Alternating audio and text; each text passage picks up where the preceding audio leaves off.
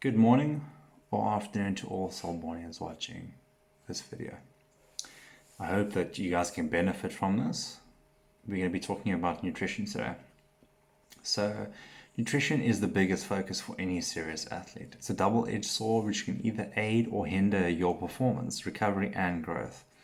We're going to start with breaking down the different macronutrients. Okay, so we'll start with protein first because everyone knows what protein is. Protein is the building blocks of muscle. It gets broken down to form amino acids which gets shuttled through your body via your blood. Athletes need more protein than your ordinary person that doesn't train. As you're causing trauma to your body, you're breaking down muscle tissue and you need to repair that. And you're breaking it down a lot more regularly than people who train ordinarily, if that can actually be said.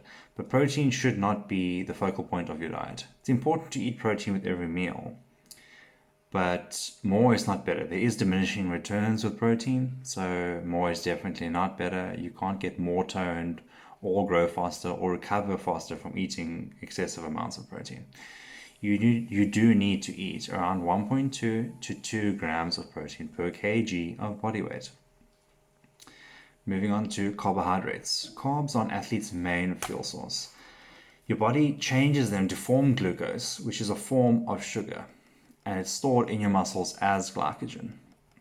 When you exercise, your body turns that into energy, turns the glycogen into energy, okay? If you exercise for under 90 minutes, you have enough glycogen in your muscles to fuel your workout, even for high intensity exercises.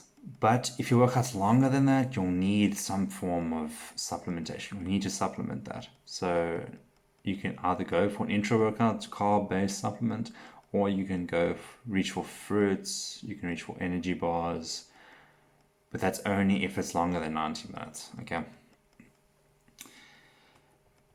Carb loading. So carb loading before important events like rugby games, hockey matches, long water polo fixtures. So if you have lots of different matches in a day, which a lot of you guys do, then you should carb up. But it's not something you'll do every day, okay? Your balanced diet will carry you through your everyday training.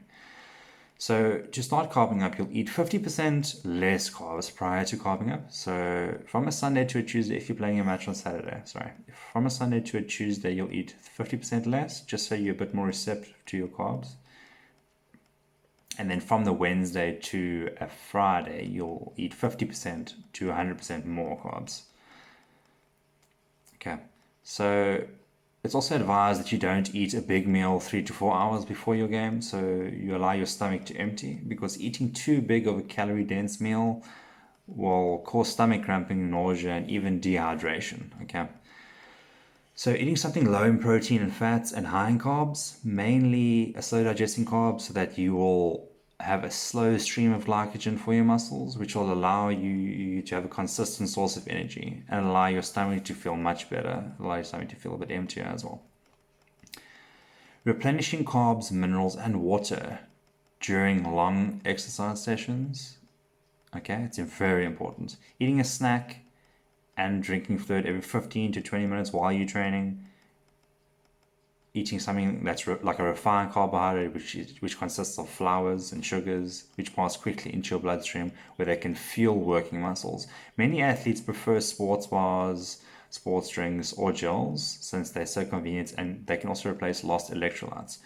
But fruit and fruit juice are also excellent choices, and this is generally for longer events. So if you're cycling long distances, or you're running long distances, or you're playing consecutive games, that's something you need to be doing. So reloading on carbohydrates after intensive exercise is very important as well. But you don't need quick energy after your games. You'll need something that's going to steadily replenish that. So you'll reach for less refined carbohydrates, like brown or basmati rice, your sweet potato, your whole wheat bread, your whole wheat pasta, those types of things. Okay. For the athletes and people trying to gain weight, it's important to eat a diet that consists of 60 to 70% of your calories as carbohydrates. For people trying to lose weight, since you're trying to lose a bit of unwanted weight, it will be necessary to lower your carbs to 40 or 50% of your total calories, but we'll touch on how you guys can identify that amount at the end of this video, okay? And it's important to eat slightly higher protein than other groups if you're trying to lose weight as well, sorry. So fat is another important source of calories in small amounts, obviously. Fat is a very key fuel source, and the reason you'll eat it in small amounts is because it's very calorie dense, so those calories can add up very quickly. Remember what I said earlier, it's 9 calories per gram of fat. It serves a lot of other functions such as supporting good skin and hair. Do not replace your carbs in your diet with fats. I can't stress this enough, actually. This can slow down your digestion a lot, as you need to work a lot harder to burn fat for energy. Fat should make up no more than 30% of your daily calories. When you can, choose unsaturated fats, like olive oil and nuts. These are better for your health than saturated and trans fats. Too much fat or the wrong kinds can cause health problems. It can raise your LDL cholesterol levels and increase your risk of heart disease and type 2 diabetes. Are powders and supplements needed? It's a very, very common question that I get specifically as well. But most athletes can get the recommended amount of protein through food alone without the use of supplements. Protein powders and supplements are great for convenience, but are not necessary even for elite athletic performance. For example, protein powders can be very useful if you don't have time to eat. Otherwise, just being lazy and then having that instead of food is not ideal at all. Quality food will always outweigh supplements, guys. Okay. So we'll just address like your long distance events, such as marathons and stuff. You want to go easy on fat, but purely for the fact that you don't want to eat, not that you don't want to eat too much of it, but yeah, your body will use fat sources when glycogen is not available. So most athletes get all of the fat they need just following your normal eating. So from unsaturated fats like nuts, avocados, olives, vegetable oils, and fatty fish like salmon and tuna, which most people eat anyway. Avoid fatty foods on the day of your event though, because it can really upset your stomach because it's difficult to digest. You want to be drinking fluids early and often before an event, so by the time you feel thirsty, it will be too late. The onset of dehydration takes roughly an hour to recover from. And after being dehydrated, it seriously hinders your performance both on and off of the field. So drinking enough water before your game, but not enough to flood your bladder unnecessarily. So 300 to 500 mils of water is more than enough. Okay.